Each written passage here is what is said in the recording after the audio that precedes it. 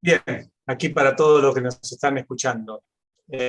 Estuvimos viendo en nuestro curso de Bhagavad Gita, que es el libro abierto para todo público, en la primera lección, ¿qué dice el Bhagavad Gita acerca del alma? ¿Cuál es el concepto del alma que se describe en el Bhagavad Gita? Ahí, en esa clase, que la pueden escuchar en cualquier momento, la comparto aquí.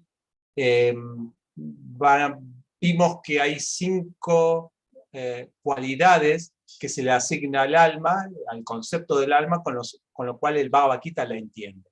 Ahora bien, el concepto del Bhagavad Gita del alma no es el único, hay otras tradiciones filosóficas en Oriente que tienen otros conceptos, y aquí invitamos a Chitrak, a Martín Charra, nuevamente, profesor de filosofía. ¿Cómo estás, Chitrak? Bienvenido. Muchas gracias por la invitación, Fernando. Bien. Con él vamos a charlar un poquito acerca de los conceptos del alma que se tienen tanto en el budismo como en la Advaita Vedanta. La Advaita Vedanta es, y lo vamos a ir hablando en esta charla, es una forma de interpretar los Vedas y el Bhagavad Gita que nació con Shankaracharya, y que tiene conceptos del alma y de Dios un poco diferente a lo que el Bhagavad Gita puntualiza. Y esto vamos a charlar un poquito hoy con Chitrak.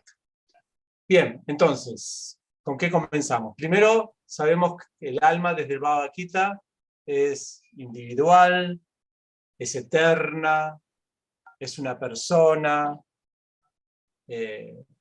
es consciente, es conciencia y es consciente, y también se describen como carta, o sea, como actuante, digamos.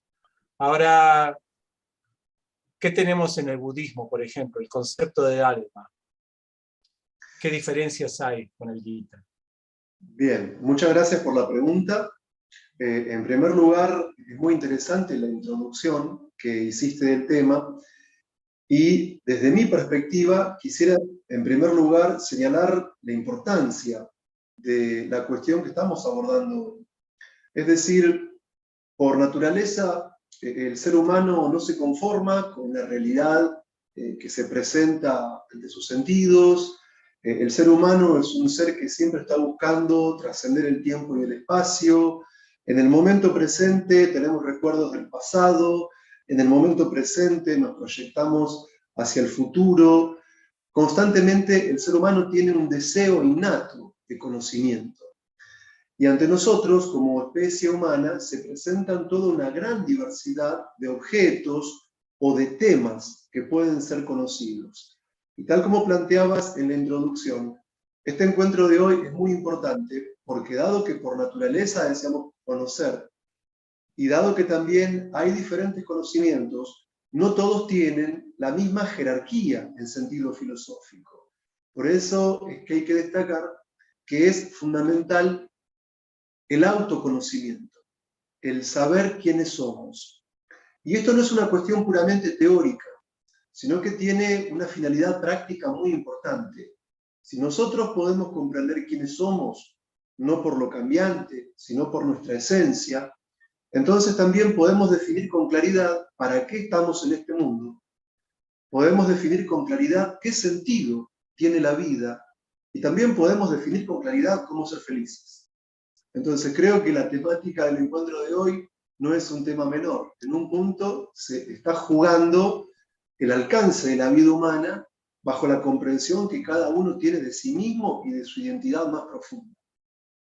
O sea que en filosofía podríamos decir que esto podría llegar a ser el tema inicial para discutir otras cosas, o sea, quién somos, para después determinar todos los otros aspectos que se relacionan con nosotros, como por ejemplo la ética, la estética, los objetivos de la vida, etc., ¿no? O sea, sin determinar esto, o determinándolo de una manera específica esto, la cuenta después, como si los factores al principio están raros, la cuenta al final va a dar otra cosa, ¿no? Una cosa así.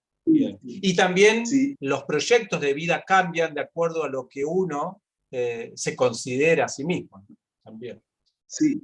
Por eso me importaba, además de todo lo que agregaste, que fue muy interesante, generar un marco para el encuentro de hoy, para que podamos de alguna manera establecer coordenadas de qué estamos hablando y por qué su importancia. Bien, generalmente como hacemos en los textos académicos, yo quisiera jugar con una serie de contrapuntos para poder responder con más claridad la respuesta y que se vean las tesis, digamos, en blanco y negro o ahí jugando a establecer ciertas polaridades. Entonces, para explicar la noción del alma del budismo, tengo que retomar lo que vos ya habías señalado respecto del Bhagavad Gita tal como es. O sea, en este Bhagavad Gita, que está traducido y comentado desde la perspectiva filosófica Gaudiya Vaishnava, nos encontramos ante la pregunta ¿qué es el ser humano? Con un dualismo antropológico bien marcado.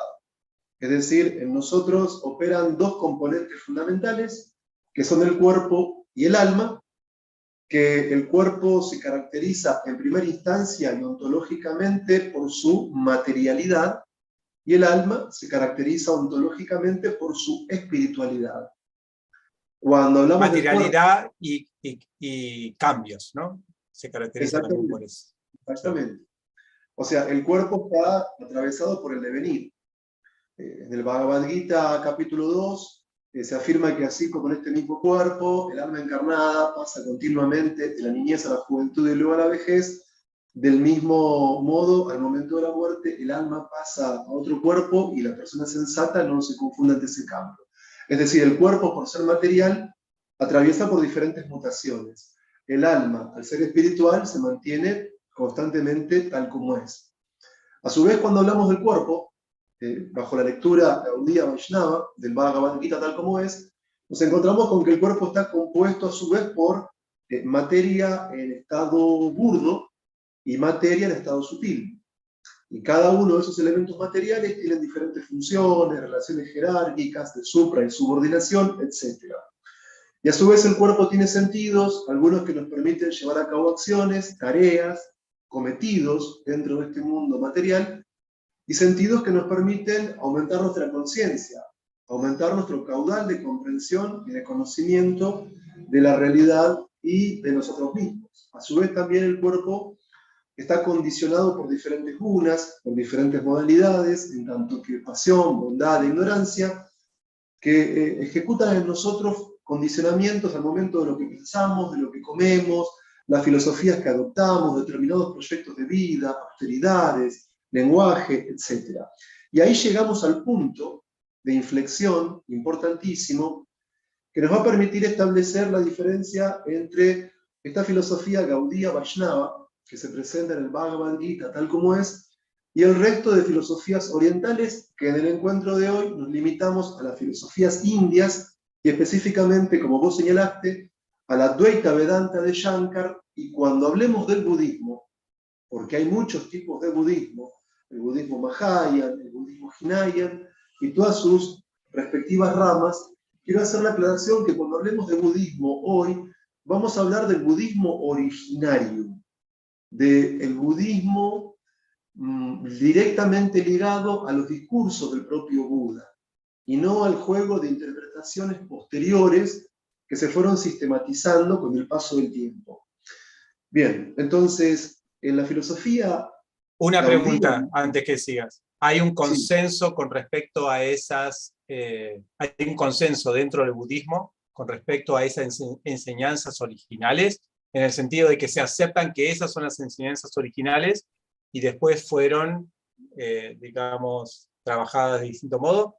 ¿O esto es una apreciación de quién es el que determina que estas son las enseñanzas originales de Buda?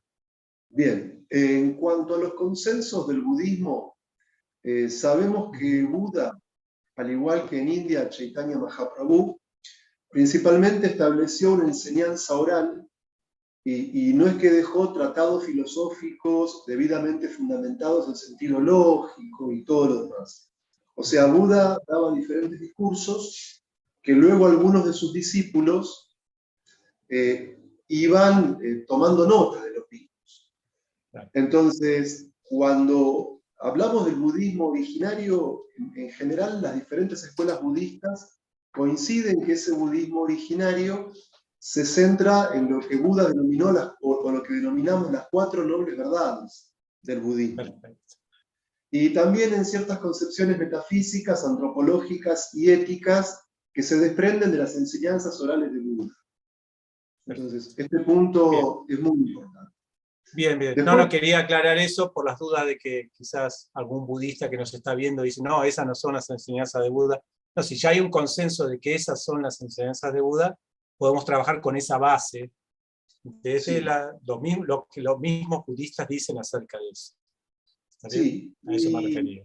Y si querés un marco conceptual de orientalistas occidentales sobre el tema, tenemos al filósofo alemán Heinrich Zimmer. Él publicó un libro en Eudeva, o sea, Eudeva publicó un libro de él, en la editorial de la Universidad de Buenos Aires, que se titula algo así como Las filosofías de la India, o un título equivalente a ese. Entonces, mi concepción del budismo originario, yo primariamente la tomo de Zimmer, en particular. Perfecto. Y a partir de ahí podemos seguir discutiendo. Bien, entonces volvamos al Bhagavad Gita tal como es, a la tradición gaudía Vaishnava sobre el alma, para poder establecer el contrapunto con este budismo originario o con este intento de reconstrucción de las ideas del budismo originario. Hablamos en el Gita del cuerpo material, del hombre espiritual, materia en estado burdo, de estado sutil, sentidos de acción, sentidos de conocimiento, y básicamente el Bhagavad Gita tiene una concepción sustancialista del alma. ¿Por qué? Porque ¿Qué se ve refiere eso, sustancialista? ¿Qué significa? al alma como un ser existente en sí mismo. Mm. O sea, según la filosofía del Bhagavad Gita tal como es, el alma espiritual no tiene un comienzo ni un fin, no ha sido creada, es un ente existente eterno. Y este punto es muy importante. Es una existencia. Sí, Es una en textos existencia, sí. de filósofos occidentales hablando del tema dicen que el alma es una mónada espiritual. El alma, para el Bhagavad Gita tal como es una sustancia, es un ente, no de carácter material, sino de carácter espiritual, que cuando se identifica con el cuerpo está sometida a la reencarnación, y por eso hablamos con cierta terminología dentro de este texto oriental al referirnos con la expresión almas condicionadas. Y por otro lado, el alma puede lograr, mediante diversos procesos yógicos que se establecen en el Bhagavad Gita, un estado de liberación. Y en ese estado de liberación, el alma espiritual, que es individual eternamente, manifiesta en sentido pleno sus cualidades intrínsecas, que son eternidad, conocimiento y bienaventuranza. Y si nos guiamos por el significado del canto 1 del Srimad Bhagavatam, capítulo 3, texto 28, el Srimad Bhagavatam sostiene que el alma, en su estado de perfección total, una vez liberada de los condicionamientos materiales, puede alcanzar un 78% de las cualidades de la divinidad. Puede alcanzar un 78% de las cualidades de Krishna. Y en este sentido, para la filosofía gaudía Vaishnava, el alma, que a diferencia del cuerpo que es material, el alma es espiritual, el alma es el principio de conciencia, de vida y de movimiento del cuerpo, el alma es uno y diferente de Krishna. Entonces, esto nos permite, de alguna manera, sentar la base para poder hablar del budismo estableciendo un contrapunto. ¿Por qué? Porque el budismo original de Buda es una doctrina antisustancialista, porque la metafísica budista no concibe seres fijos e inmutables. De hecho, cuando hablamos del Bhagavad Gita en el capítulo 10, se postula un enunciado metafísico en el que se afirma que Krishna es la fuente de los mundos materiales y espirituales. Pero en la metafísica budista no nos manejamos en el plano de un teísmo. En la metafísica budista no hablamos de un Dios que ejerza una acción creadora o una acción de emanación del mundo fenoménico. Entonces, evidentemente, el budismo necesita encontrar una explicación de la realidad. Necesariamente el budismo tiene que explicar por qué en este momento nos encontramos con diversidad de seres y de objetos y no directamente con la nada más absoluta. Y ellos utilizan en su metafísica, o el budismo originario de Buda, recurre en su metafísica a la doctrina de los dharmas. Nosotros tenemos que hacer una aclaración, porque dentro de la filosofía Gaudiya Vaishnava, dharma significa una cosa, y en el budismo originario de Buda, dharma significa otra cosa. Y al entender los dharmas, ahí es que podemos entender la doctrina del alma en el budismo. O sea, ¿qué son los dharmas? Son como elementos sumamente fugaces. Para el budismo, ¿qué es dharma? Sí, para el budismo originario, digo la palabra dharma porque después ellos fueron desarrollando la doctrina de Shunya, del vacío, de la vacuidad. Pero en el budismo originario, en su metafísica, la doctrina de los dharmas ocupó un lugar más importante que la doctrina de Shunyata o la doctrina del vacío, que luego se desarrolla fuertemente con el budismo Mahayana, específicamente con algunas de las variables del budismo Mahayana.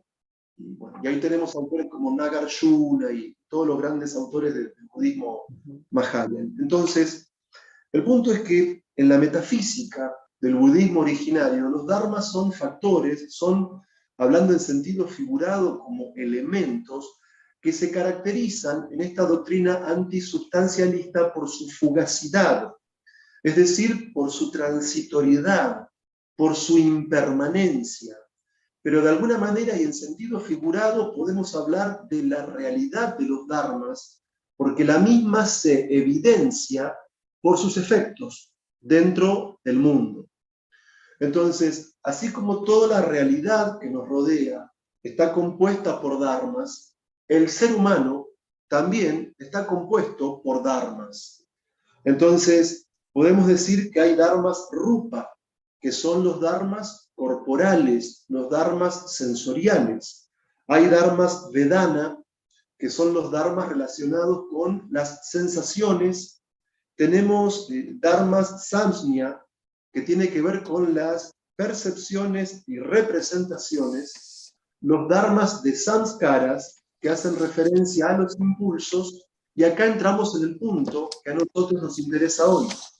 Tenemos los dharma vijnana. Y estos dharma vijnana son los llamados dharmas de conciencia.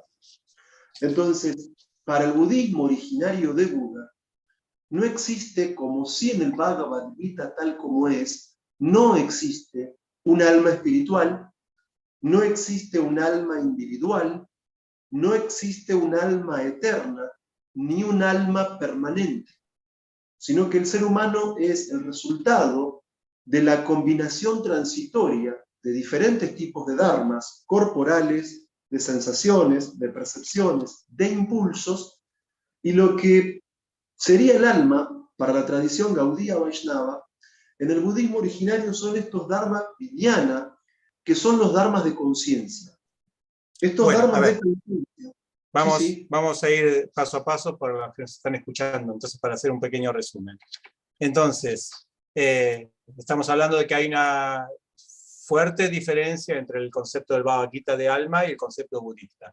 En el concepto del Bhagavad Gita, el alma es sustancia, o sea, tiene una realidad eterna, más allá del cuerpo, tiene su propia existencia, ¿no? Tiene una categoría ontológica, se le podría decir. Al menos eterna. Bueno, si es ontológica es eterna, digamos, en filosofía, al menos. En el budismo no se le da la categoría de sustancia, pero a la vez tienen que explicar cómo se explica lo que vemos, lo existente, o la experiencia en sí, cómo se explica. Ellos lo explican con el concepto de dharma, que dharma es un término que se utiliza de forma muy distinta en el budismo en cómo se explica en el Bhagavad Gita. En ese sentido, la palabra dharma se le está atribuyendo a todas las, digamos, todo lo perceptible y no perceptible también, todo lo que aparece existente, y en última instancia hay muchas cosas que sí, van cambiando en esta vida, pero inclusive también le atribuyen el Dharma, o esta sustancia cambiante, no sé cómo decirlo, también a la conciencia, o el Dharma Vigyana, como dicen, ¿no? Entonces, Sí, por ahí vamos. Esa es la explicación que da el budismo. O sea, que prácticamente el alma es parte de todo eso cambiante. Es parte, como diría, no sé, Heráclito, del río, ¿no? sí, No, es parte de todo ese movimiento. Bien. sí. Es decir, evidentemente nosotros somos sujetos pensantes, somos sujetos actuantes, deseantes, y de alguna manera las cualidades que le atribuyen al yo otras filosofías, el budismo originario de Buda se lo atribuye a los dharmas de conciencia. Es decir, estos dharmas de conciencia crean la ilusión de un yo como sujeto permanente. Cuando en realidad los dharmas son burbujeantes, efervescentes, son completamente transitorios. Ahora, lo interesante en el budismo es que no hay alma, o en este budismo de Buda, porque después hay un tipo de budismo que desarrolló la doctrina del Pudgala, que es algo parecido al alma, en sentido sustancial, pero no idéntico, parecido. Pero cuando hablamos de este budismo, estos dharmas de conciencia crean la ilusión de un yo estable, de un yo sustancial, que piensa, que desea, que actúa, y que evidentemente produce un karma. Y lo interesante es que en el budismo de Buda no hay alma, como sí la hay en el Bhagavad Gita, en sentido espiritual y sustancial y eterno, pero aunque no hay alma, en este budismo hay reencarnación. ¿Y cómo lo Entonces, explican eso? Explican por claro, el asunto del Dharma Vigyana, que trasciende, exactamente, digamos, ¿cómo sería? exactamente, que Ah, lo que reencarna en el ser individual, usando términos relativos, son los dharmas de conciencia. Entonces, en el Bhagavad Gita muchas veces se utiliza la alegoría de que el alma es como un individuo que utiliza cierta ropa y que llegado a un punto en que esa ropa ya no puede cumplir adecuadamente su función, uno desecha la ropa vieja y toma una ropa nueva, pero quien usa esa ropa sigue siendo el mismo, indudablemente el mismo, aunque no pueda recordar exactamente sus existencias previas. Pero sigue siendo la misma alma que en función de su karma se sirve de otro cuerpo. Pero el ser, el usuario, el sujeto consciente es el mismo, aunque no pueda recordar sus existencias previas. Entonces, inclusive el Gita sostiene esto con un ejemplo empírico que nosotros podemos ver en la vida mismo, de la niñez a la juventud y de la juventud a la vejez. Presenta, sí, digamos, un argumento para verlo en la vida mismo, de cómo algo queda fijo a pesar de los cambios externos, ¿no? sí, e incluso en el Bhagavad Gita tal como es, encontramos significados que explican el proceso de reencarnación en la misma vida, en el sentido de que gran parte de las células de nuestro cuerpo se están renovando constantemente. O sea, en un cierto lapso temporal nuestro cuerpo no es exactamente el mismo que el que tuvimos hace 5, 6 o 7 o 20 años atrás. Además de la forma de niño, de joven y todo lo demás. Hay toda una renovación celular material del cuerpo. Pero en el caso del budismo, no hay un alma espiritual eterna, hay un yo que se atribuye a estos dharmas de conciencia, dhyana, y esos dharmas de conciencia, debido a la ilusión de pensar que son un yo sustancial, tienen que producir el efecto de transmigración. Es decir, que mientras que en el Bhagavad Gita la persona o el alma que habita dentro de un cuerpo es la misma en diferentes cuerpos, hasta que alcance su liberación, por supuesto, para el budismo originario de Buda, los dharmas de conciencia producen una persona o un ser humano, en términos relativos, en la próxima vida, la reencarnación, en la que hay una relación de causalidad con la existencia previa, pero en la que el que ocupa ese conjunto de dharmas físicos, de sensaciones y de percepciones y de impulsos y de conciencia, es diferente en gran medida del sujeto que provocó la acción en existencias previas. ¿Por qué? Porque lo que provoca la transmigración es la identificación falsa de los dharmas de conciencia con la noción de un yo sustancial o de un alma en el sentido tradicional del término. Bien, o sea, no hay un yo. No hay un yo que sea transversal a todas las vidas, sino que es un, como dijiste recién, un devenir de conciencias, de elementos que van cambiando así. Que no existe, digamos, sustancialmente un yo en todas esas vidas, un yo verdadero. Lo único que me queda, medio así, pregunta media maliciosa, o sea, maliciosa, no, cuestionadora desde, claro, obviamente desde el paradigma que yo estudio del Bhagavad Gita, es quién es ese yo que está ilusionado. ¿No? ¿Qué es lo que se está ilusionando? Exactamente. Claro. Es muy buena la pregunta. Lo que Claro. está en el vana o en el bosque de la ilusión, en el bosque de Maya, son los dharmas de conciencia que creen No, ser. pero recién dijiste que se ilusiona que parece que tenemos un yo. ¿No? Dijiste una expresión así. No sé si la expresión misma desde el budismo se expresa así, pero suena que si hay una ilusión, hay un ilusionado. Pero si no hay un ser detrás de la ilusión, me cuesta entender, claro, desde mi perspectiva, ¿no? Obviamente, me cuesta entender qué es lo que está haciendo ilusionado si todo cambia. O sea, como se dice siempre, si todo cambia, no hay cambio porque no hay un testigo de ese cambio. Eso que era un filósofo griego lo decía, ¿no? Entonces, un poco eso me hace pensar esto. Pero bueno, no vamos a presentarlo nada más. Después vemos Claro, si... no hay un yo sustancial ilusionado, porque tal cosa no existe para esta clase de budismo, Claro. pero los propios dharmas de conciencia padecen la ilusión de asumir, por avidia, por la ignorancia, que son un yo sustancial, y eso lleva a que tengan que transmigrar.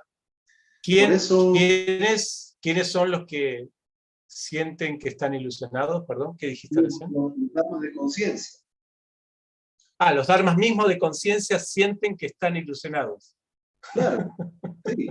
Está bueno, está muy bueno. Sí, sí. Y por lo tanto, uno de los libros canónicos del budismo es el Digha Nikaya, que traducido al español es el libro de la gran extinción. O sea, para el budismo es fundamental extinguir la noción del alma, extinguir la noción del yo sustancial. ¿Por qué? Porque el yo desea, y el deseo trae dolor. Entonces, eliminamos el dolor al eliminar el sujeto deseante. Ahora entiendo. Está todo en función de ese sufrimiento, el análisis del sufrimiento del mundo, ¿no? En función de eso, como hacemos para eliminar el sufrimiento, eliminamos al que está sufriendo. Claro. ¿Sí? Está bien.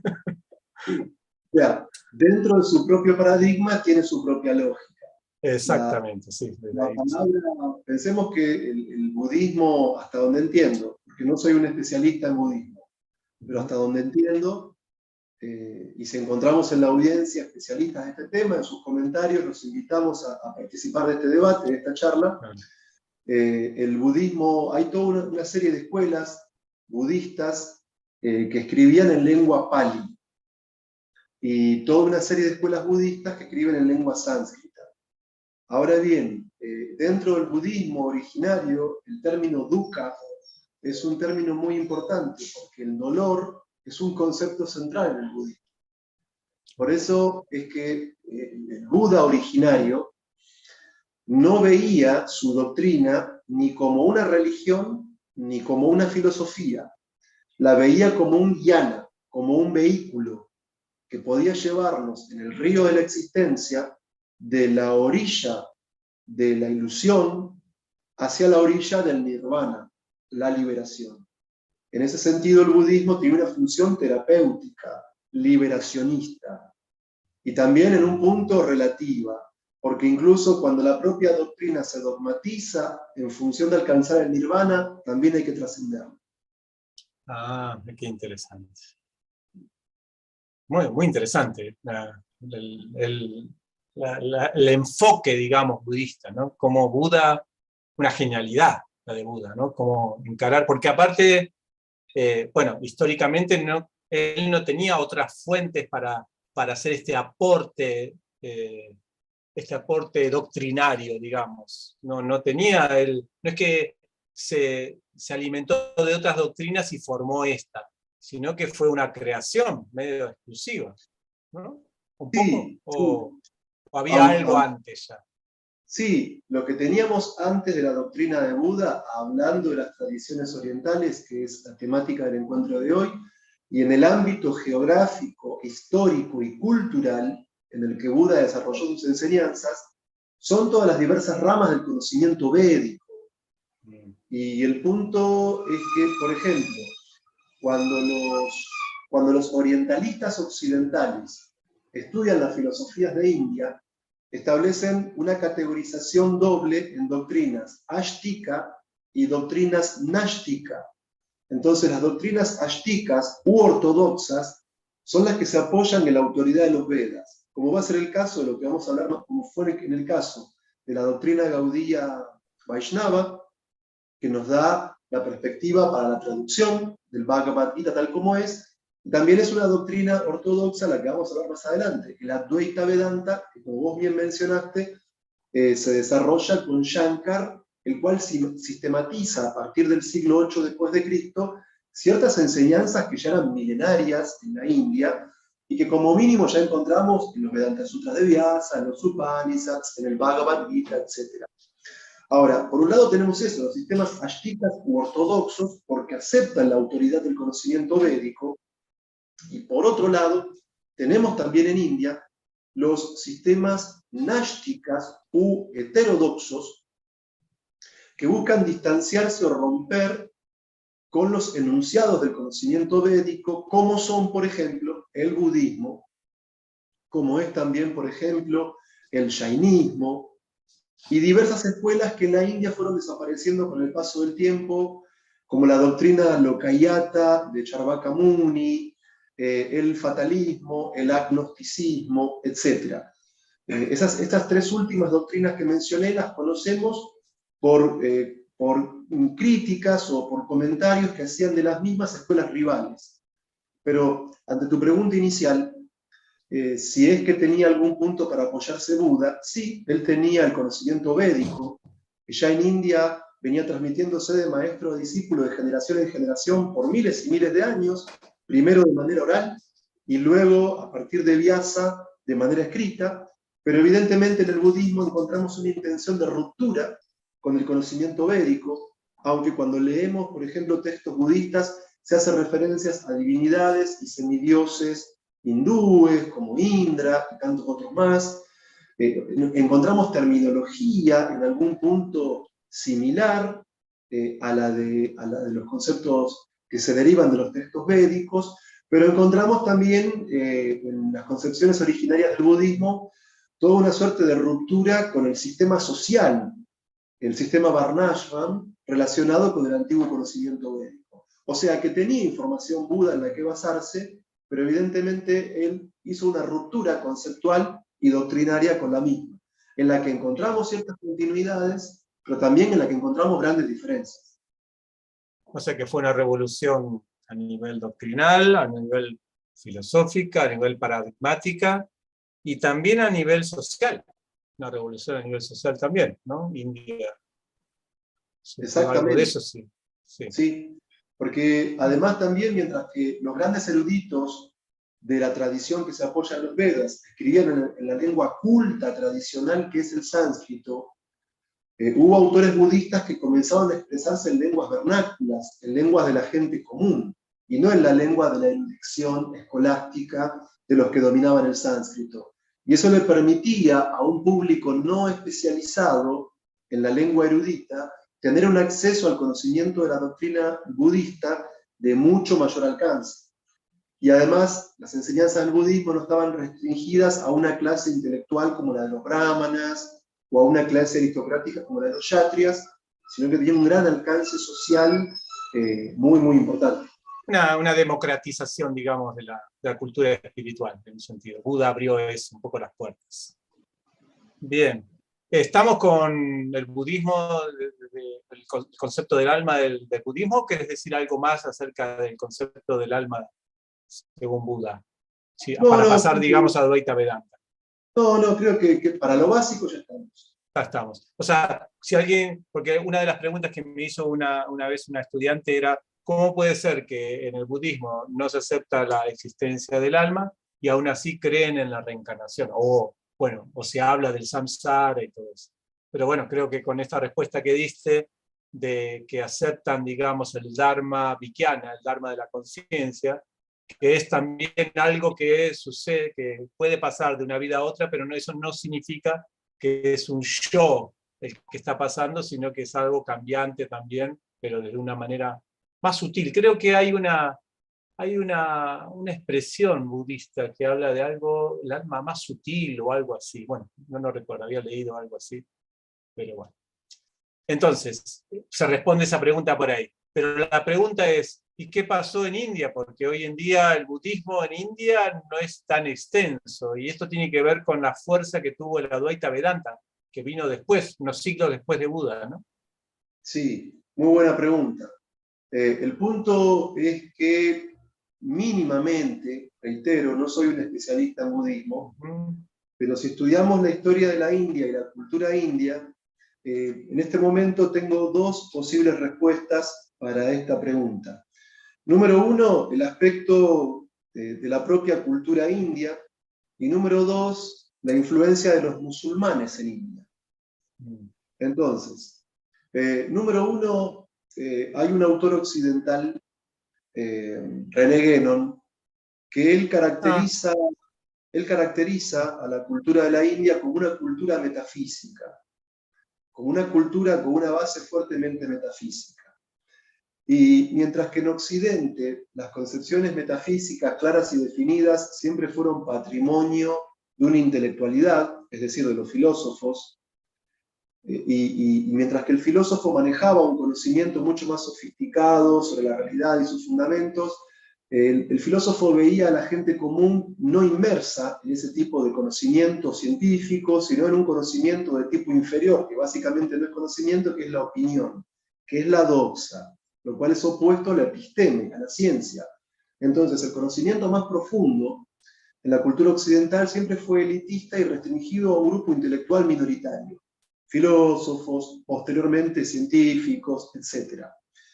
Y la gente común como que quedaba por fuera del juego o de la apropiación de ese tipo de conocimiento. En cambio, Guénon describe a la cultura de la India como una cultura fuertemente metafísica, porque aunque en India tenemos una élite intelectual, tradicionalmente la Varna Brahmana, aún así... La casta brahmana, la casta brahmana. Sí, Sí. la casta brahmana. Aún así, incluso la gente común, incluso la gente iletrada, también tenía acceso a la comprensión básica de ciertas doctrinas metafísicas, aunque no con todo el aparato racional y lógico de fundamentación argumentada que tenían los grandes intelectuales, pero a través de expresiones como la danza, la música, la poesía y el teatro, las grandes ideas metafísicas, las grandes obras épicas, que tenían muchas un alto contenido filosófico, podían llegar a través de ese envase estético del teatro, de la danza, de la música, de la escultura y de la pintura, podían llegar a la gente no intelectual. Y así, de alguna manera, se conservaba dentro de la India tradicional un carácter de pensamiento metafísico en los intelectuales y en la gente común. Claro, con diversos niveles de comprensión de esa realidad metafísica y con diversos niveles de argumentación y fundamentación.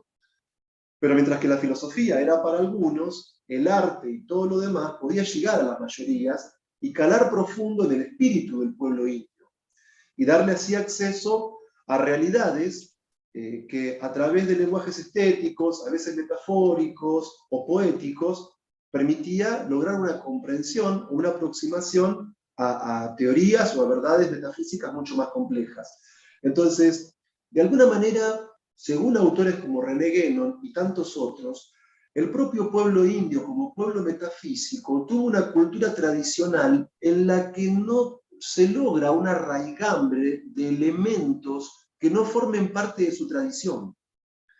Es decir, los propios hindúes no tuvieron, como los occidentales, una inquisición para detectar y matar sistemáticamente al que piensa distinto, al hereje o al otro, sino que ya en los engranajes de su propia cultura tradicional hay como una suerte de negación o de tácita no adopción de ideas que no sean consustanciales con su tradición más profunda, como fue con el caso del budismo.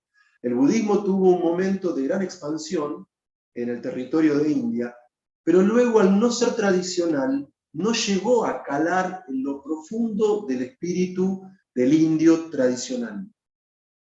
Ahora, esa es la primera explicación. La segunda, cuando los musulmanes invaden parte de India, fueron violentos muchas veces con los hindúes, aunque con el paso del tiempo lograron una política de cierta coexistencia y de cierta tolerancia, e incluso de ciertas fusiones entre el Islam y el hinduismo, como es la religión de los sikhs. Es decir, aunque los islámicos musulmanes tuvieron una actitud bastante violenta inicialmente hacia los hindúes, con el tiempo lograron una suerte de coexistencia y tolerancia, pero no así con el budismo. O sea, con los budistas, en los territorios que los musulmanes gobernaron de India, fueron extremadamente violentos, causaron matanzas enormes de budistas, y de ahí es que muchos monjes budistas tuvieron que emigrar hacia el resto de Asia. Y así es como, en parte, es un proceso mucho más complejo, pero el budismo chino tiene que ver con emigrados que venían del territorio geográfico de India. Y pensemos que hoy tenemos budismo en los grandes países de Asia, de casi toda Asia, incluso en Mongolia, ni hablar de Japón, del Tíbet, Claro. Camboya, Laos, en muchísimos lugares de Asia tenemos diferentes expresiones del budismo, pero en parte el budismo también fue de alguna manera rechazado de India por la acción violenta de los propios conquistadores musulmanes. Tengo una pregunta. Esa diferencia entre el acercamiento que tuvieron los musulmanes con los hindúes y con los budistas, ¿hay alguna causa de por qué unos pudieron fusionar y convivir y el otros no? ¿Hay alguna razón que se explique o no? Seguramente que la hay, pero en este momento me excede porque no investigué Ah. ese tema. Bueno, por otro lado yo escuché también, y no sé si hay algún registro histórico de esto, pero una de las formas en que se establecen, digamos, tradiciones en India, dentro de India al menos, o dentro de las distintas corrientes de India, nunca fue a nivel bélico, ¿no? Nunca fue por las armas. O sea, esto sí, los musulmanes imponían, digamos, un poco su religión por las armas. Pero dentro de, cuando Buda expandió su budismo, no fue por las armas. No había como reyes que levantaban la bandera del budismo, tipo cruzadas, y iban y avanzaban contra los hinduistas. Sino que era a nivel, como se dice, y trabajando desde la palabra, ¿no? Digamos, desde las discusiones, desde el diálogo, desde los argumentos. Entonces ahí escuché, digamos, ¿cómo se llama esto? El impacto que tuvo Shankara en India por la palabra, por la argumentación, que también trabajó fuerte en derrotar o, digamos, transformar el budismo. No sé si eso es un hecho histórico, yo lo escuché así, pero si hay alguna realidad con eso, ¿sabes algo de eso? ¿O? Sí, estás en lo cierto. O sea, en general, las religiones y las filosofías, por usar términos occidentales, que se desarrollaron en India, no se lograron mediante un proceso de conversión o muerte. Como si bien nombraste, en el caso del Islam, se daba esto, o uno se convertía o moría muchas veces. En cambio, en el caso de las religiones y filosofías originarias de India, nos encontramos con una difusión que es de tipo cultural, y no de un tipo patrocinada Armado. por, Sí. claro, no por armas o por imposiciones violentas. Sí, es una discusión de tipo cultural.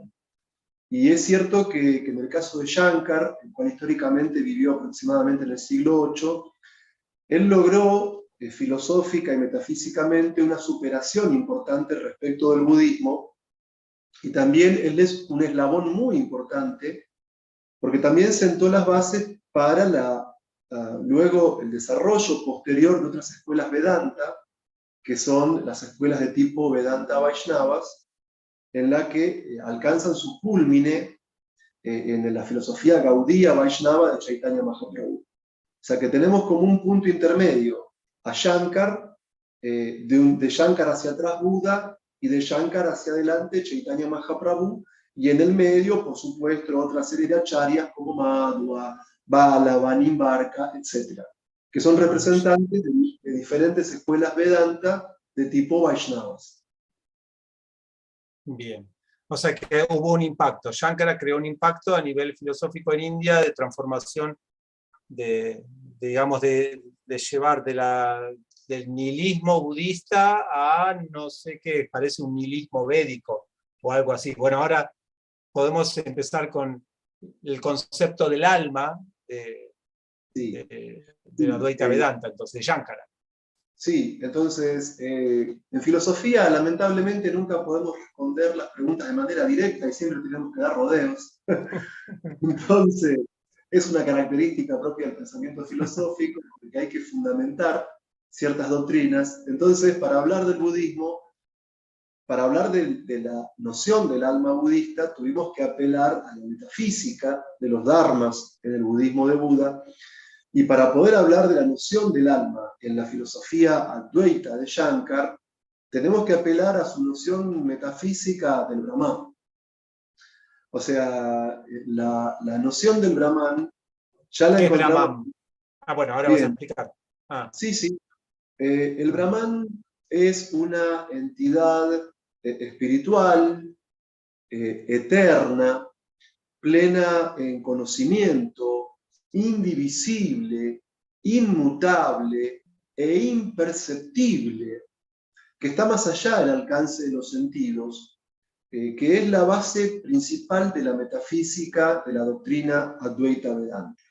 Es decir, ya en el capítulo 12 del Bhagavad Gita, tal como es, nos encontramos con una relación entre maestro y discípulo, Arjuna y Krishna, y Arjuna le pregunta a Krishna qué tipo de trascendentalistas son más elevados, aquellos que tienen una concepción impersonal de la verdad absoluta o aquellos que absorben su mente y su inteligencia en el aspecto personal de la divinidad, es decir, en Krishna. Evidentemente, en el Bhagavad Gita, tal como es, Krishna acepta que la tradición Vedanta Vaishnava, la tradición personalista, es superior a la tradición impersonalista. Pero acá quiero hacer dos salvedades. Vos introdujiste a Shankar en esta discusión, y acá hay un punto muy importante, que la filosofía de los grandes maestros de India, como Shankar, como Chaitanya, Ramanuja, Madhva, Vallabha, Nimbarka, etc., son filosofías que en su momento fueron muy importantes, porque contaron con muchos seguidores, mucha producción de textos, diversos tipos de escuelas, pero son escuelas que fundamentalmente no se extinguieron. Y es una gran diferencia entre la filosofía oriental y la occidental. Por ejemplo, en el encuentro anterior hablamos de Platón y de Aristóteles, sí, indudablemente dos grandes, indudablemente dos mentes insuperables en Occidente.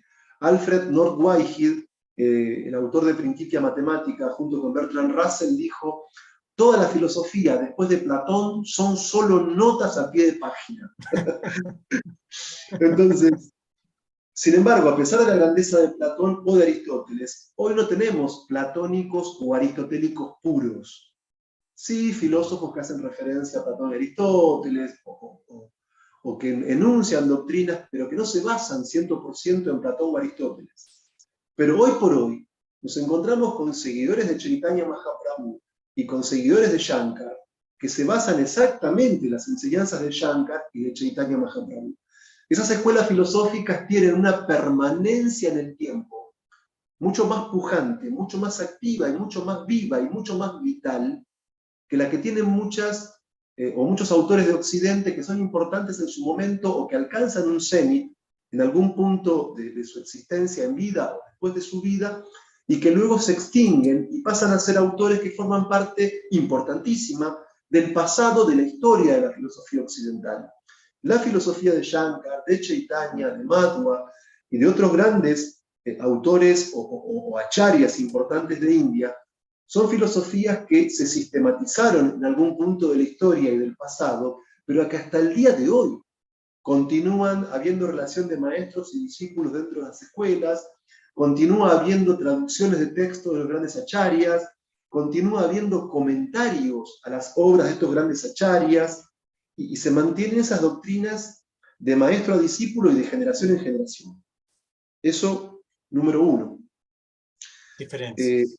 Sí, y es una diferencia importante respecto de la filosofía occidental. Y número dos, que la filosofía india tiene un carácter metafísico omniabarcador, porque en el Bhagavad Gita ya encontramos que la verdad absoluta o la divinidad suprema tiene más de un aspecto, y que adherir al aspecto personal de la verdad absoluta, Krishna, no implica negar la existencia del Brahman impersonal.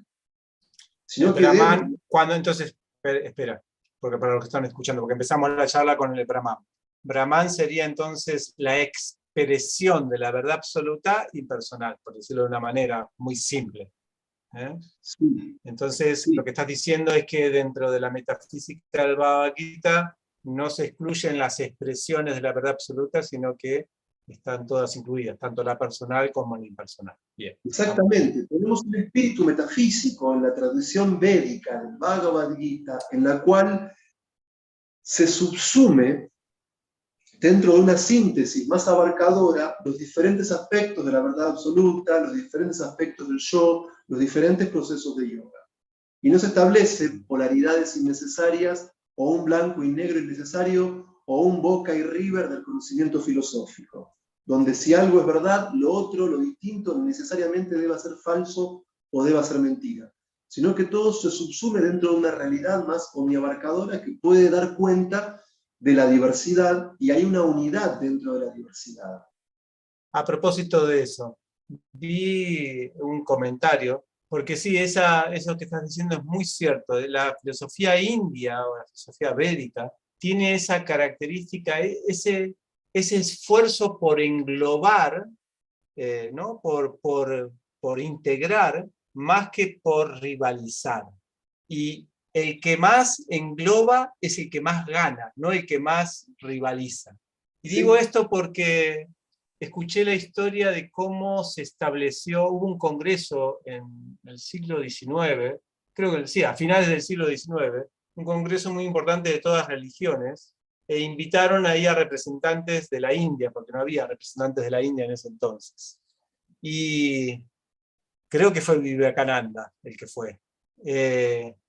Y la presentación que hicieron ellos, porque estaban todas las religiones, cada una decía, bueno, sus aspectos, la presentación que hizo Vivekananda fue muy atractiva, justamente porque presentó un poco esto que estás diciendo vos, de que Brahman no es una religión más, digamos, no es un dios más, sino que es el Brahman, la energía que sostiene todas las religiones, una cosa así, ¿no? Lo presentó de esa manera, y eso fue el inicio luego de todas las academias de yoga, y todo lo que hay hoy en día viene un poco, digamos, la visión del hinduismo, filosófica del hinduismo, digamos que tuvo una impronta grande desde esa Advaita Vedanta, que es un poco lo que estaba sumergido Vivekananda y muchos otros del yoga, ¿no? No fue hasta ahora, el siglo pasado, que a través de ciertos grandes maestros como Bhaktivinoda Thakur, Bhaktisiddhanta Sarasvati y por último, especialmente Así Bhaktivedanta Swami Prabhupada, que también se dio a conocer la filosofía más del Bhagavad Gita, la filosofía Vaishnava, ¿no? Más personalista. O sea, hay alguien que engloba todo, pero no solamente esa es la energía impersonal que engloba todo, ¿no? Sino que una persona, inclusive, que Exacto. engloba todos los diferentes caminos. Bien. Sí, Bueno, es eso muy, quería solamente sí, comentar. es muy interesante tu comentario, porque Ujú. desde la filosofía Gaudiya Vaishnava se concibe a esta realidad eterna, inmutable, imperecedera, que está más allá del alcance de los sentidos, que es el Brahman, como la emanación del brillo corporal, de la forma personal de la divinidad, que es Krishna mismo. O sea, Y a hasta su vez, visualmente nos invitan a ese, o sea, es porque que te digan que el Brahman es el brillo de algo más, no está excluyendo la existencia del Brahman, sino que está diciendo que hay una fuente de ese brillo impersonal. Increíble, hasta las analogías que usan, las usan para integrar más que para separar, ¿no? Porque podrían decir, Brahman es el infierno, es no sé qué. No, es el brillo, ¿no? Es muy interesante. sí, No, sí, ese movimiento que hace filosófico, ¿no? Ese esfuerzo filosófico que se hace desde el Bhagavad Gita o de los Vedas para integrar, ¿no? Y sí, obviamente para posicionarse, digamos, en la filosofía. sí, e incluso vos mencionabas cómo Occidente tiene una primera aproximación a las doctrinas de India a partir de una tradición impersonal. Y Sí. cuando pensamos también en Oriente, pensamos en el yoga, que es una práctica sumamente tradicional, y cuando pensamos en el yoga es inevitable pensar en sus fuentes teóricas en los Yoga Sutras de Patanjali. Y en consecuencia, en la última etapa del yoga, en la etapa final, se llega, en este tipo de yoga místico o Astanga yoga, se llega a la comprensión de un aspecto de la verdad absoluta que es Paramatma y que es la superalma. Entonces, tanto el Brahman, que es ese concepto central dentro de la filosofía Advaita Vedanta, como Paramatma, que es ese concepto central dentro de la filosofía del yoga, son dos aspectos, volviendo a este juego de inclusión, Mm, son dos aspectos parciales del aspecto más elevado o personal de la verdad absoluta que es Krishna mismo. Como en la muy figura bien. de Krishna podemos englobar las grandes tradiciones del Vaishnavismo y el personalismo, las tradiciones del impersonalismo y del misticismo yógico. Esos tres grandes pilares de la antigua cultura de yoga. Exactamente. Y el Bhagavatam, que es el libro posterior al Bhagavad Gita, digamos, de mayor avanzada filosófica, lo dice en un verso, ¿no? Los videntes de la verdad conciben a esta verdad absoluta de tres maneras. Brahman, o sea, esa energía impersonal, absoluta. Paramatma, ¿no? Bhadanti Tattva Vidas, ¿no? Dice el verso sánscrito de eso. O Sí, sea sí, que tenemos libros ya que son más, que ya es bueno entender los libros que incluyen las anteriores, porque nos van a dar una perspectiva aún más amplia. Pero bueno, sí. no nos vayamos a eso, vamos primero ahora a Shankara, ¿no? Bien, Sí. entonces partimos de esta realidad de la filosofía advaita acerca del Brahman, de lo uno, con todas las características que enumeramos recién, que son solo algunas, porque incluso el Brahman trasciende tanto al ser como al no ser. Y de ahí es que es bastante difícil definirlo. En el capítulo 12 del Bhagavad Gita, en los textos iniciales, tenemos una definición de las cualidades básicas del Brahman Bien, pero por lo impersonal. menos es sustancia, ¿no? Brahman es Sí, sustancia, es sí, existencia, a diferencia del budismo, sí, ¿no? sí, Le sí. dan categoría de Entonces, existencia. claro, se derivan esas características básicas del Brahman a partir de las preguntas que Arjuna hace a su maestro Krishna. Entonces, como el Brahman es uno, como el Brahman lo es todo, para la doctrina Advaita de Shankar no hay nada diferente de Brahman. Y pensar a algo como diferente de Brahman es caer en el terreno de la ilusión. Entonces, habíamos hablado al comienzo del encuentro de hoy del Bhagavad Gita tal como es, la concepción de que el cuerpo es material y el alma es espiritual. Habíamos hablado del budismo originario del Buda, donde no hay alma espiritual individual, sino solo dharmas de conciencia, que activa y se relaciona con otro tipo de dharmas físicos y de sensaciones y de representaciones y todo lo demás. Y en el caso de la filosofía Advaita Vedanta, que se deriva de Shankar, lo que nosotros entendemos como Jiva o también como Atma, el ser individual, es solamente algo que es uno con Brahman. Y que debido a la ignorancia pensamos a la Jiva o al Atma como una individualidad diferente del Brahman. Es decir, dentro de la doctrina de los seguidores de Shankar, y hay un libro muy interesante, seguidor de este Advaita Vedanta, es el Vedantasara de Sadananda Yogindra, donde ahí se explica claramente una doctrina que es tradicional en el Advaita Vedanta, que es la doctrina del Vivarta y la doctrina de Atyarupa, es decir, la doctrina de la sobreimposición, es decir, esa doctrina por la cual cuando alguien está bajo la influencia de avidya o de la ignorancia, cree ver algo donde en realidad no lo hay. El ejemplo tradicional que dan los seguidores de la Advaita es cuando creemos ver en algún lugar una serpiente que en realidad es una soga. O un ejemplo que se me ocurre a mí, que es más, digamos, de experiencia personal, cuando en vacaciones se hace calor, salimos con el auto a la ruta y vemos que a 200 o 300 metros hay agua sobre el asfalto y cuando llegamos, de hecho, no está. Entonces, Y esto, eso que esto es para creemos... decir que nosotros pensamos que tenemos una individualidad y no la tenemos. A eso se refiere, un poco. Exactamente, a eso vamos. Que asumamos que la Shiva, que el alma, es un ser individual, espiritual y eterno para el Advaita Vedanta, es producto de una sobreimposición, es producto de una ignorancia, es producto de una ilusión que nos lleva a ver algo o atribuirle existencia a algo que de hecho no es. Y esta doctrina del Brahman y esta identidad del alma individual con Brahman, da también como resultado el pensar, para el Advaita Vedanta, que lo único real es Brahman, que el alma pensada como individualidad es irreal, y que también lo que percibimos en el mundo, con toda su multiplicidad, todas las cosas que componen el mundo que nos rodea, también son irreales. Esto es lo que se llama nihilismo, ¿no? Esto es lo que se denomina no, filosofía no es la palabra nihilismo. Sí, pero no en términos filosóficos se le dice nihilismo. ¿Nihilismo es la concepción de que se considera algo irreal o no? A ver, el nihilismo, primero que la palabra nihilismo es un término polisémico que puede ser interpretado de muchísimas maneras.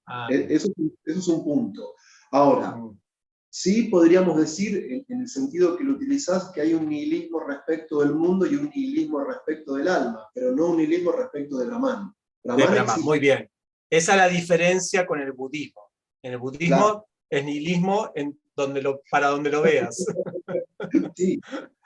Y de hecho, en su evolución doctrinaria o en su transformación doctrinaria, la metafísica budista parte de la doctrina de los dharmas. En los propios discursos de Buda, Buda ya había nombrado el vacío, pero no fue sistematizado por el propio Buda la noción de vacío, pero con el paso del tiempo, en la doctrina budista, la doctrina del vacío va a volverse más importante que la doctrina de los dharmas. El nihilismo va a ocupar un lugar más preponderante que el de los dharmas. En cambio, en el caso de la doctrina Mayavada, Brahman es real, Brahman es eterno. La doctrina Mayavada es la de la Advaita Vedanta.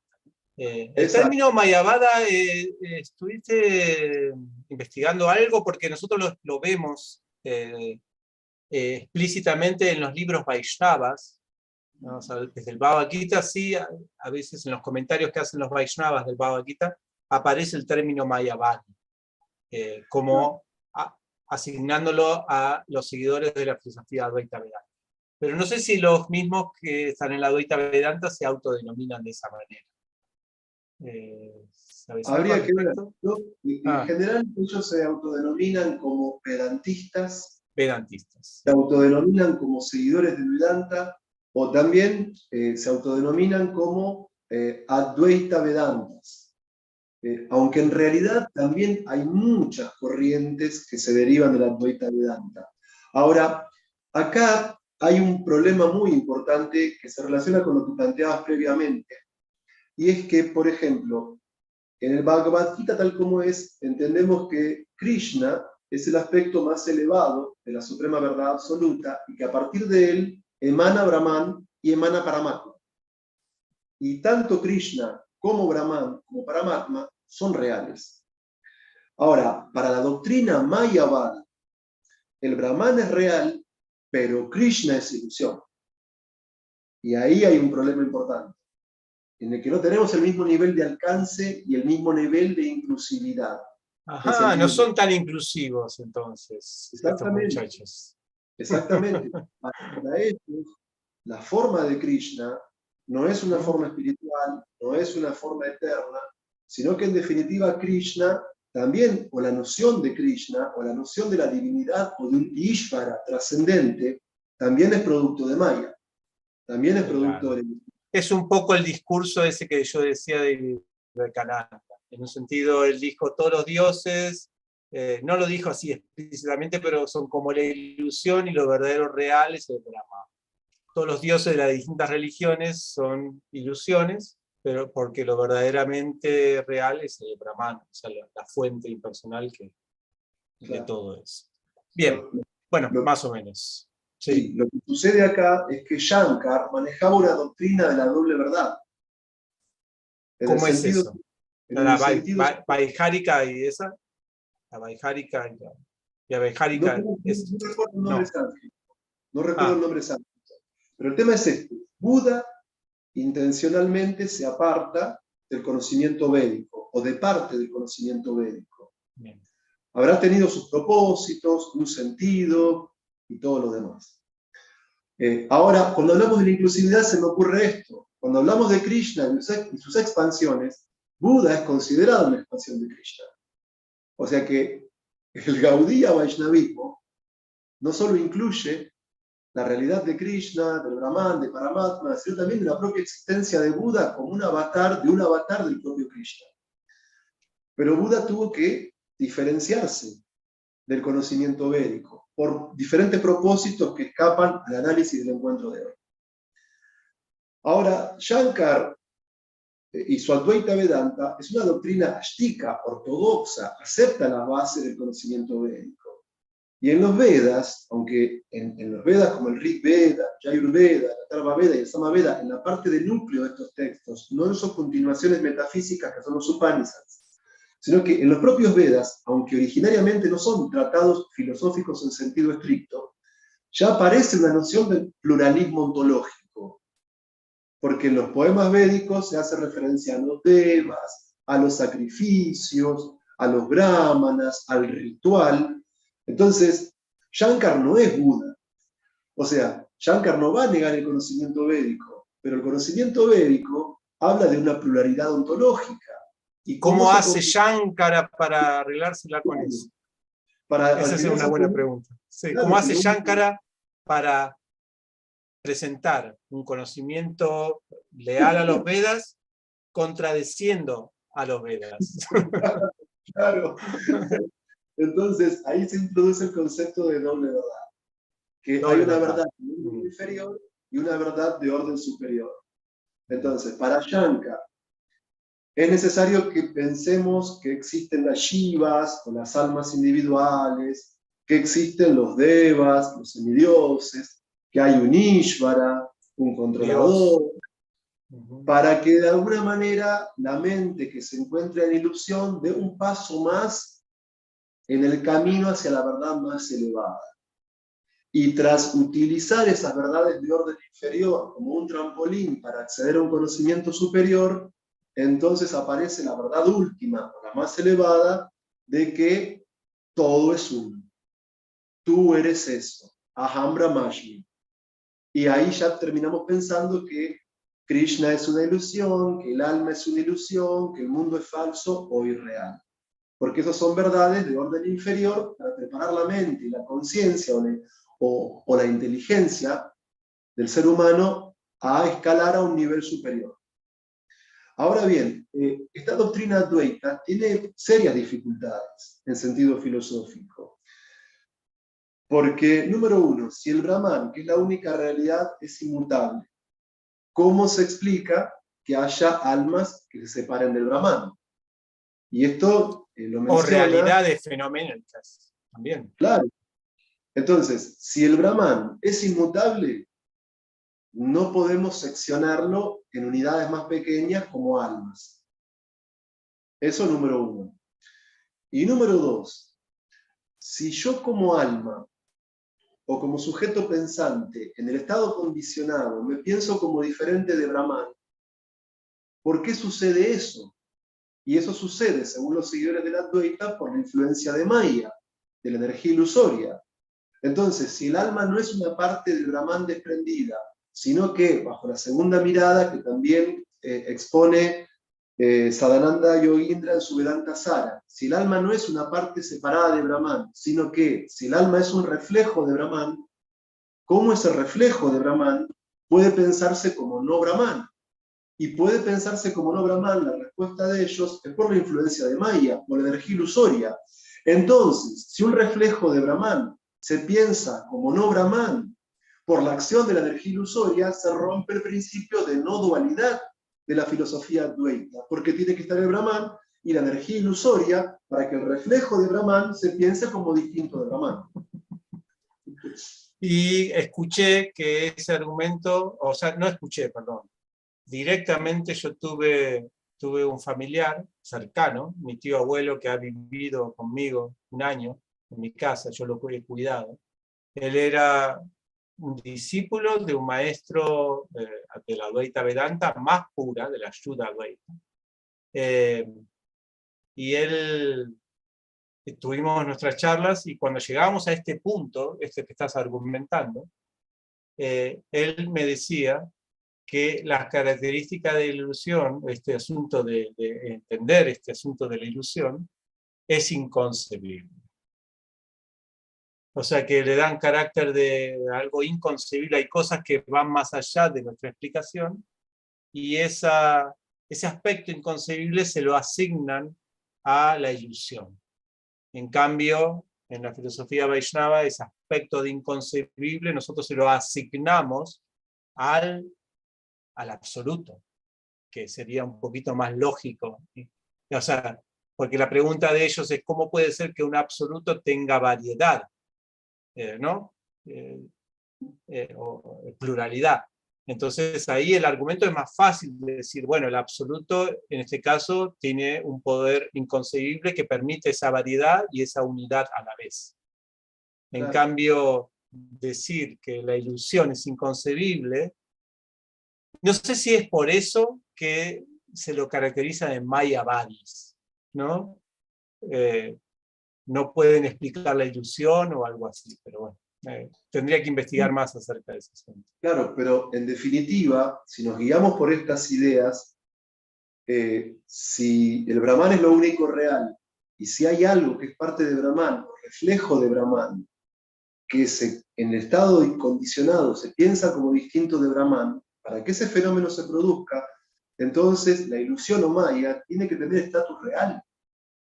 Y en consecuencia, ser una contrapartida de Brahman, y ahí salimos del terreno del no dualismo, entramos en un terreno dual en el que tenemos verdad e ilusión, Brahman y Maya. Entonces, eso plantea un poco. Bueno, pero sí, con respecto al alma, alma, entonces quedamos, lo único que se puede decir del alma es que, entonces, toda la experiencia del alma, o sea, porque una vez escuché también que el alma, desde la filosofía Advaita Vedanta, es conciencia, pero no es consciente. O sea, porque si es consciente, significaría que nosotros estamos actuando. O como que, porque la conciencia que estamos teniendo del mundo si hay una realidad en esta forma de ser consciente del mundo, entonces significa que existen seres conscientes del mundo, y entonces hay que aceptar una pluralidad. En cambio, al decir que el alma es solamente conciencia, que es parte de la conciencia cósmica del Brahman, entonces todo lo que nosotros pensamos o percibimos o somos conscientes de es solamente ilusorio, que no existe la capacidad esa, que somos solamente testigos nada más, pero nunca participantes, digamos. ¿Está bien? Algo así. Medio complicado. Bien. Algo así, en otros términos, para que sea más familiar a la mentalidad occidental, es lo siguiente. Sí. En Occidente tenemos el objeto de conocimiento y el sujeto cognoscente. Y hay un dualismo.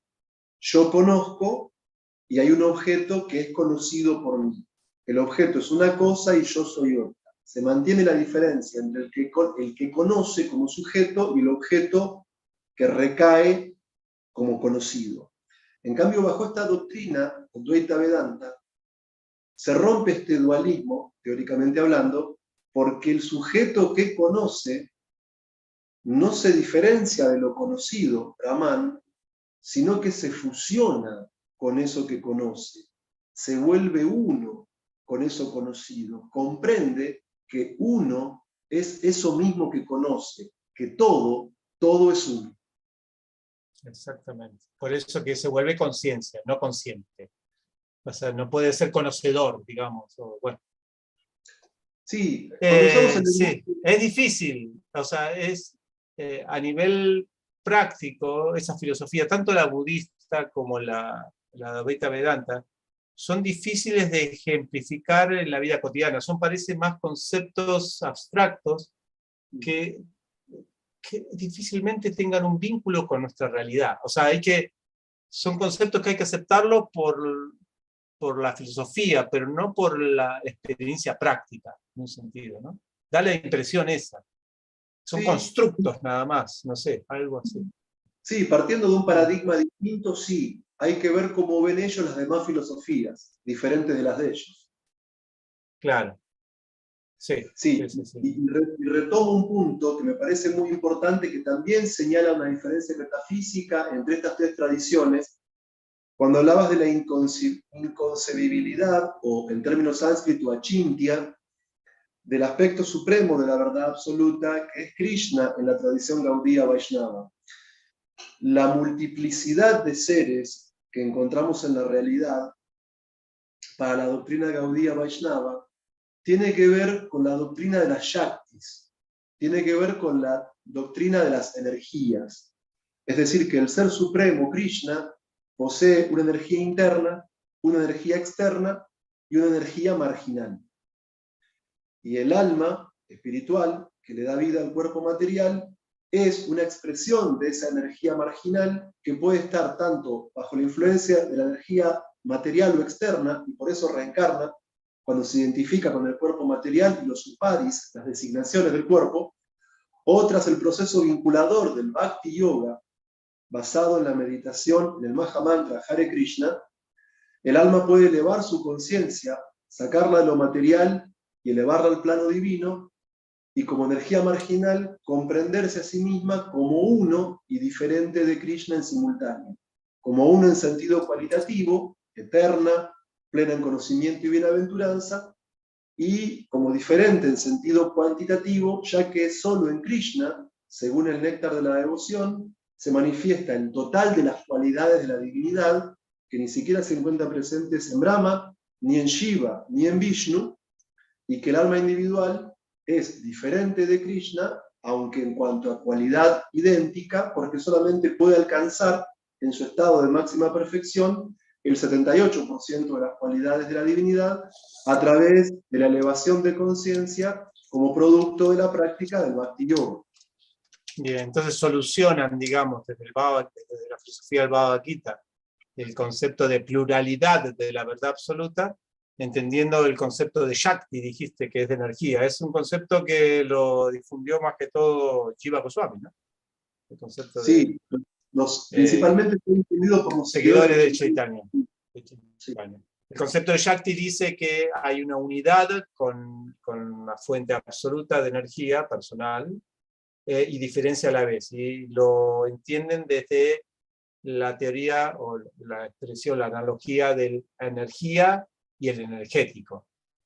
Como una luz, como ven esta luz acá atrás, hay una luz ahí, entonces, pero no ven la fuente de la luz, pero la luz esa que está ahí y la fuente de la luz es una sola, es una unidad, pero a la vez hay una diferencia, porque ustedes ahora no están viendo la fuente de la luz.